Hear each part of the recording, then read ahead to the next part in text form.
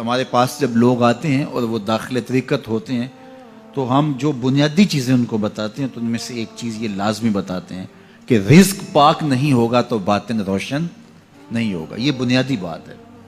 اگر رزق پاک نہیں ہے تو میرے حضور نے ارشاد فرمایا کہ ایک بندہ سفر کر کے کعبۃ اللہ کے صحن میں پہنچتا ہے اور کعبے کے پردوں کو تھام لا ہے وَيَمُدُّ يَدَيْهِ اور لمبے لمبے ہاتھ کر کے کہتا ہے اے اللہ, لیکن اس کا کھانا حرام ہے, اس کا پینا حرام ہے, اس کا لباس حرام ہے, وہ غزیہ بالحرام, اس کو غذا حرام سے دی گئی ہے.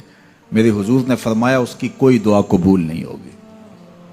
سفر کیا, جنگل پہاڑ کاٹے, سمندروں کو پاٹ کر کے آگے گیا, ہواؤں کے کلیجے چیر کے آگے بڑھا, مہینوں کی مسافتیں طے کر کے گیا اور کعبۃ اللہ کے سامنے کھڑا ہے, سین حرم میں مطاف میں کھڑا ہے, لیکن اس کا جسم حرام سے پلا ہے. اس نے جو پہنا ہے اس لباس کا تانا یا بانا حرام کا ہے, اس کو غذا حرام کی دی گئی ہے, اس نے پیا حرام کا ہے, اس نے کھایا حرام کا ہے, تو پھر اس کا یہ سارا سفر رائے گاں چلا جائے گا, اس کو کچھ نصیب نہیں ہوگا. تو سب سے پہلی شرط اس عنوان سے عقل حلال ہے.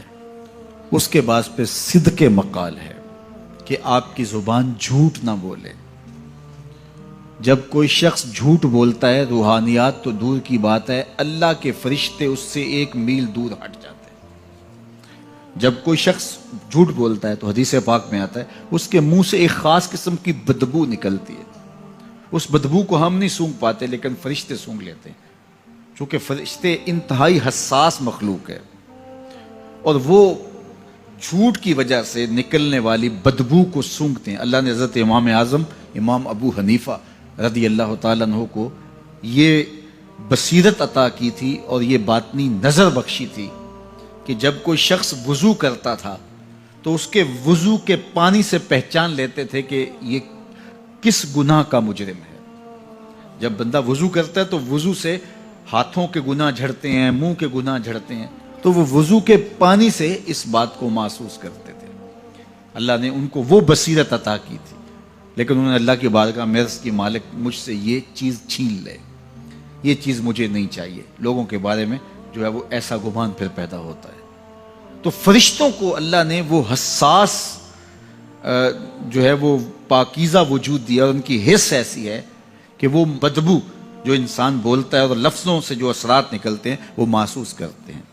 تو جب کوئی شخص جھوٹ بولتا ہے تو اس کے جسم سے, اس کی زبان سے جھوٹ کے ساتھ بدبو نکلتی ہے.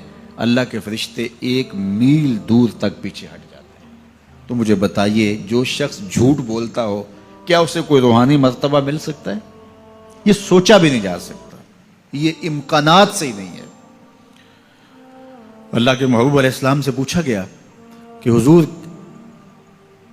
کوئی مسلمان کوئی مومن کیا بزدل ہو سکتا ہے؟ فرمایا نہیں, وہ بہادر ہوتا ہے, لیکن ہو سکتا ہے کبھی اس سے بزدلی بھی سرزد ہو جائے. انسانی کمزوری ہے, کبھی انسان بہت طاقت میں ہوتا ہے اور کبھی انسان کمزور بھی پڑ جاتا ہے.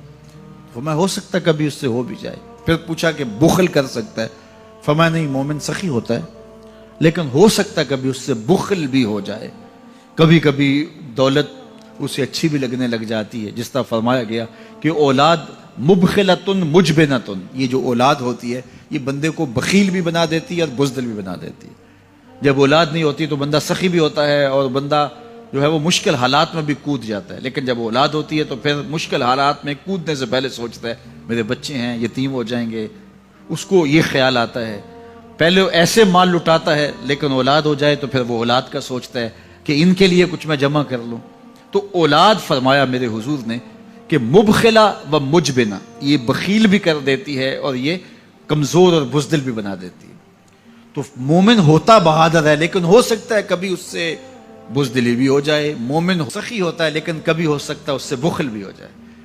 لیکن تیسرا سوال حضور سے پوچھا گیا کہ مومن جھوٹا ہو سکتا ہے؟ تو اس پہ 2 ٹوک کہا, نہیں جھوٹا نہیں ہو سکتا.